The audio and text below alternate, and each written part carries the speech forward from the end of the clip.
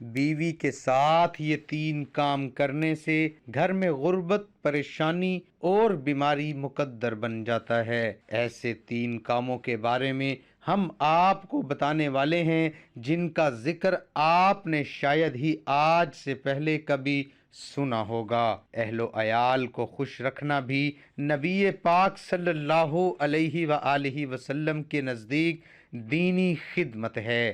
جیسا کہ ابو ہریرہ رضی اللہ تعالی عنہ سے روایت ہے کہ رسول اللہ صلی اللہ علیہ وآلہ وسلم نے فرمایا، کامل ایمان والا وہ شخص ہے جو اخلاق میں اچھا ہو، اور تم میں سے بہترین وہ لوگ ہیں جو اپنی عورتوں کے حق میں بہتر ہوں۔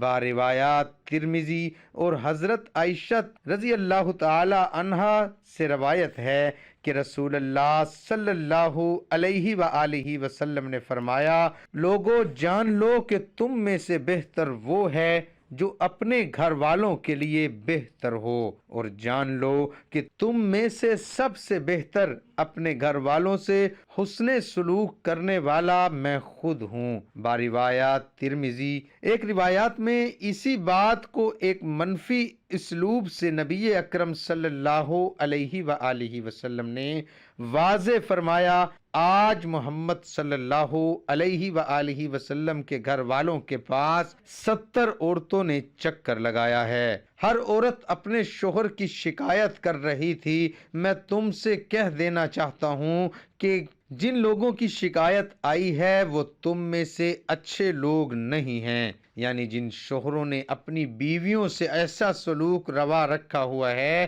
جس پر وہ شاکی ہیں اور جس سے ان کا قلبی اطمینان جاتا رہا ہے، تو وہ لوگ اچھے لوگوں میں سے نہیں ہیں۔ اس اصول کی نبی صلی اللہ علیہ وآلہ وسلم نے تعلیم دی۔ ظاہر بات ہے کہ شکایت صحیح ہے یا غلط، اس کا فیصلہ تو فریقین کے بیانات کے بعد ہی لگایا جا سکتا ہے۔ یہ بات ماننی پڑے گی کہ آج ہمارے معاشرے میں بیویوں کے ساتھ حسن سلوک کا پلڑا بہت ہلکا ہو گیا ہے۔ شوہر اپنی حاکمیت کے مظاہرے کے لیے تو ہر وقت آمادہ نظر آتے ہیں، لیکن حسن سلوک کے معاملے میں تہی دست ہیں۔ یہ معاملہ صحیح نہیں ہے۔ دوستو، مذکورہ روایات سے معلوم ہوا کہ ہر مرد کو چاہیے کہ گھر میں حسن اخلاق کا مظاہرہ کرے، نہ کہ بد اخلاقی اور بد سلوکی کا مظاہرہ کرے۔ اکثر اوقات ایسا ہوتا ہے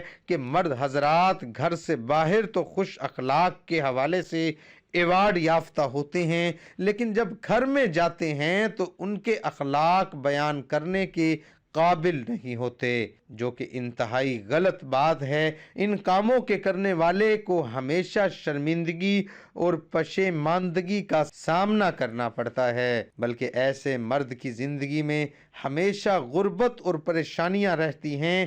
ان میں سب سے پہلا کام یہ ہے کہ کبھی بھی اپنی ساس یا سسر کو گالی نہ دیں، یعنی اپنی بیوی کی والدہ یا والد کو گالی دینا انتہائی برا فعل ہے، کیونکہ شادی کے بعد ایک مرد کے لیے ساس اور سسر کے لیے وہی درجہ ہوتا ہے جو کہ اس کے اپنے والدین کا ہوتا ہے۔ جس طرح سے آپ اپنے لیے یہ گوارا نہیں کر سکتے کہ کوئی آپ کے والدین کو گالی دے، اور اگر کوئی ایسا کرے تو آپ کو کتنی تکلیف ہوتی ہے، اسی طرح سے کسی مرد کے لیے مناسب نہیں کہ وہ اپنی بیوی کے والدین کو گالی دے کر بیوی کو ایذا پہنچائے۔ اور پہلے بھی ذکر کر دیا گیا، ساس اور سسر کا درجہ والدین جیسا ہوتا ہے، اسی لیے ان کا ایسا ہی احترام کرنا لازم ہے جس طرح سے اپنے والدین کا کیا جاتا ہے۔ یاد رہے کہ بعض لوگ جہالت کی وجہ سے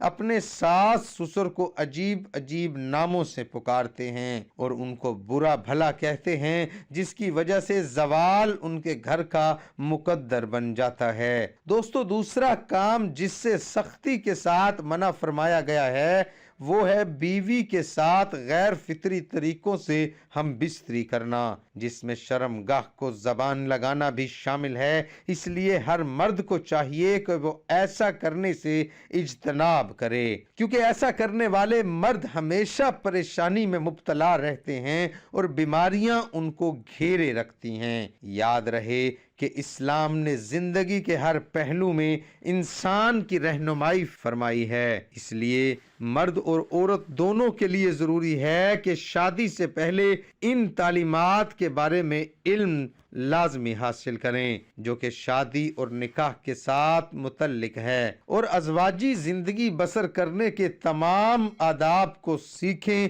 اور دوستو، تیسرا کام جو مرد کی زندگی میں پریشانی اور غربت کا سبب بنتا ہے وہ ہے طلاق جیسے ناپسندیدہ لفظ کا اپنی گفتگو میں زیادہ استعمال۔ جو مرد اپنی بیوی کو ہر بات کے ساتھ طلاق کا طعنہ دیتے رہتے ہیں وہ مرد ہمیشہ پریشانیوں میں گھرے رہتے ہیں، جبکہ وہ مرد جو بیوی کے ساتھ خوشی خوشی زندگی بسر کرتے ہیں وہ اپنی زندگی میں خوش رہتے ہیں اور ان کی زندگی میں خوشیاں ہوتی ہیں۔ کیونکہ اگر اسلامی تعلیمات کو دیکھا جائے تو ہمارے پیارے آقا صلی اللہ علیہ وآلہ وسلم کی تعلیمات یہی ہیں کہ بیوی کے ساتھ حسن سلوک کیا جائے، نہ کہ نکاح کر کے لانے کے بعد ان کے ساتھ ظلم و زیادتی کی جائے اور اس کو طلاق کے طعنے دیے جائیں۔ یاد رہے کہ جب میاں بیوی ایک دوسرے کو سمجھنے کی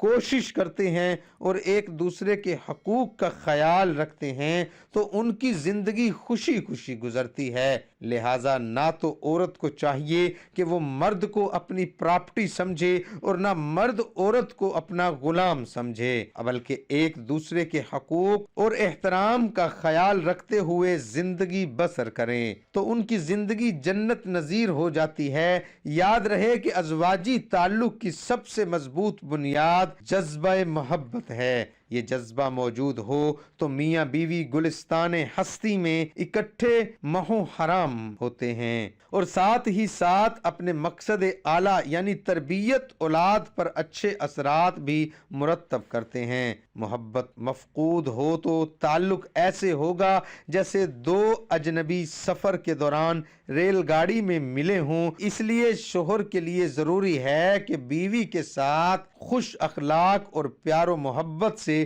پیش آئے۔ محترم ناظرین، محبت بہت بڑا عمل ہے۔ ہمارے نبی صلی اللہ علیہ وآلہ وسلم نے فرمایا، ساری زندگی کے روزے دار جس نے اپنی زندگی میں کبھی ایک بھی روزہ قضا نہ کیا ہو، ساری زندگی کے تہجد گزار جس کی زندگی میں کوئی رات ایسی نہیں جو بغیر تہجد کے گزری ہو، ساری زندگی کے عبادت گزار، ساری زندگی کے تہجد گزار، ساری زندگی کے روزے دار سے بڑا درجہ ہے اچھے اخلاق والے کا۔